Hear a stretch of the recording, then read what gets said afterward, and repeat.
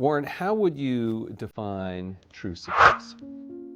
Well, I've said many times that if you get to be 65 or 70 and later, and the people that you want to have love you actually do love you, you're a success. I've never seen anybody that reaches that age. I mean, I'm not talking about somebody that's in extreme poverty or pain or something, but I've never seen anybody that, if they have a lot of people that love them, that is other than happy. And I've seen some very, very wealthy people that they give testimonial dinners to and name schools after and everything. Nobody loves them. You know. Their own kids would say, he's in the attic, you know.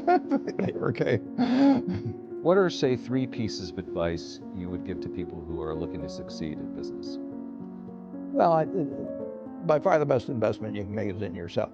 I mean, for example, communication skills. I tell the students that come that they're going to graduate schools and business, and they're learning all these complicated formulas and all that. If they just learn to communicate better, both in writing and in person, they increase their value at least 50%. You know, I mean, if you can't communicate, somebody says, you know, it's like winking at a girl in the dark. Nothing happens, you know, basically. And you have to be able to get forth your ideas, and that's relatively easy. I did it myself with the Dale Carnegie course. Some people wish I'd taken a shorter course now in terms of my talking later on, but it's just hugely important. And if you invest in yourself, nobody can take it away from you.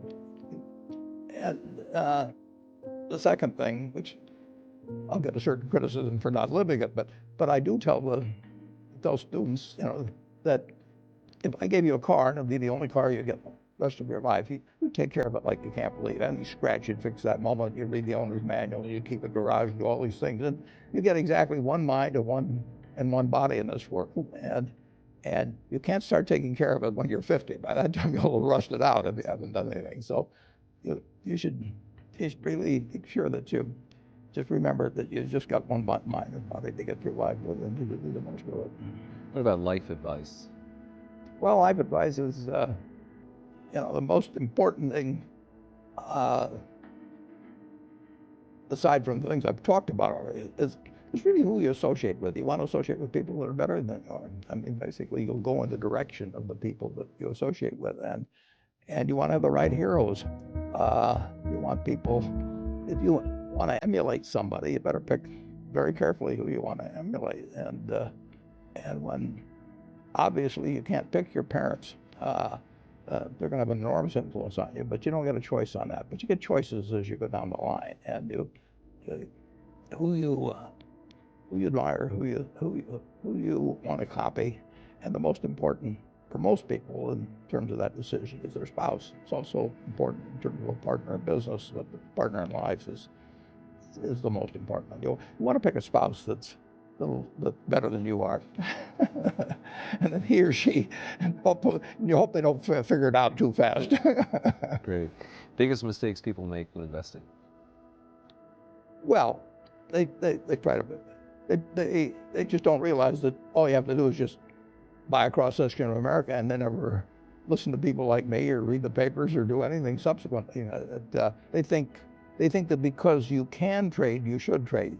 You buy a farm, you buy an apartment house, you can't resell it tomorrow. And, you know, the cost of moving around.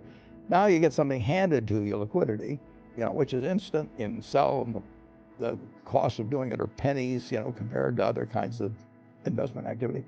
So because they can so easily move around, they do move around, and moving around is not smarter than investing. You have a pretty cool morning routine regarding what you have for breakfast and how prosperous you feel. What is that? Well, and I now actually send somebody over to McDonald's usually to get me something. since the publicity I got from earlier describing my habits at McDonald's, I now somebody had somebody go in the office, but that was more for entertainment value. I actually eat exactly what I like to eat. If I liked it on my 6th birthday, at my 6th birthday party when we had hot dogs and hamburgers and Coke, ice cream with chocolate, I still like it. And I don't care about anything subsequently. I discovered it all by the time I was 6. And, if somebody offered me a deal when I was 20 and said, you're going to live 1 year longer, instead of living to 88, you'll live to 89 or whatever it may be, if you eat nothing but broccoli and Brussels sprouts and onions and all these things, I just said, I'll, take the last year off. It probably won't be that good anyway, I mean, so I eat what I like to eat. I'm not venturesome in that area. I like how you lumped in onions with broccoli and Brussels sprouts. Never heard that. I just don't happen to like onions, but I don't put them in the same category. Okay. You and George H.W. Bush, I think. Is business school worth it? Depends on the person. Much more than it depends on the school. I mean, I wouldn't worry. Some people are going to get a lot out of advanced education, and some people are going to get very little. And I don't even think it's important that every person go to college at all.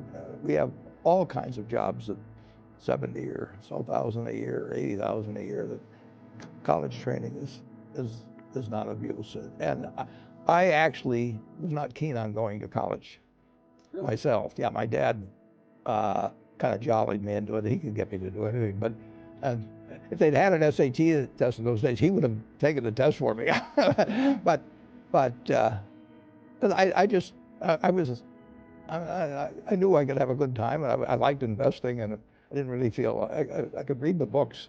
So I don't, it's a big commitment to take 4 years, and the cost involved, and maybe the loans involved, and everything. I think depending on what your interests are in life, I don't think it's for everybody. I think it's for a lot of people, but there ought to be a reason you're going, and I didn't really see much reason.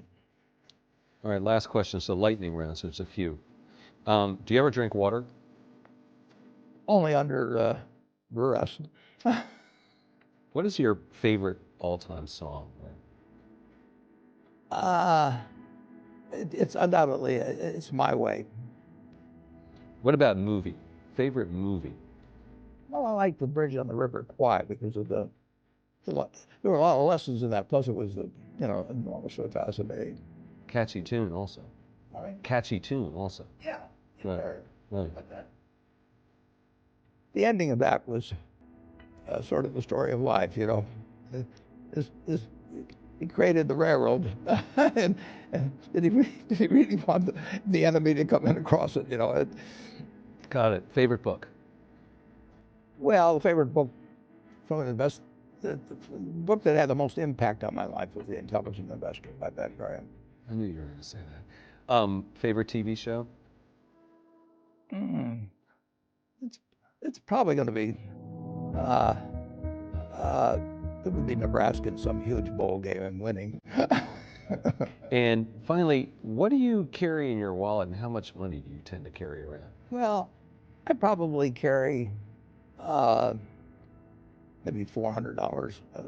I actually my wife likes to use cash, so I just take home a chunk of cash every now and then she doles it out. She looks at my billfold and sees whether all the hundreds are gone. 6 of you.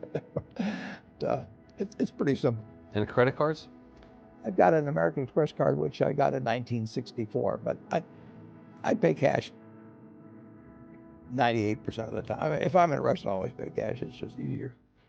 Warren Buffett, thanks very much.